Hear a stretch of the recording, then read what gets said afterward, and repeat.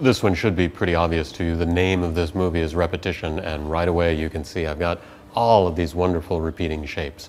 I've got these big hatches here that are one repeating element, and then I've got all of these bolts that are repeating. I've got the repeating vertical lines, I've got the repeating handles, just one after another all the way down.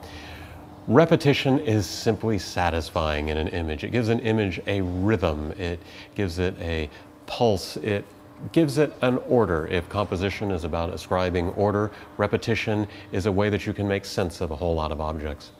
You will use repetition in two ways, like you do with a lot of these compositional ideas. Either you will be drawn to it because you see the repeating pattern, or you might be able to find that by changing your camera position, you can create a repeating rhythm in the way that you organize things into your scene.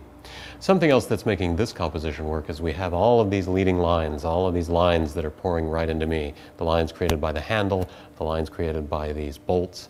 And I would like you to notice that these are serving as lines even though they are not contiguous lines. These are implied lines. These are lines that are being created by the closely spaced bolts and handles. And that's an element that you should look for and try to work with. Sometimes you can drive attention by creating lines or inferring lines out of setting up your shot so that you get repeating patterns of things that create an overall sense of line.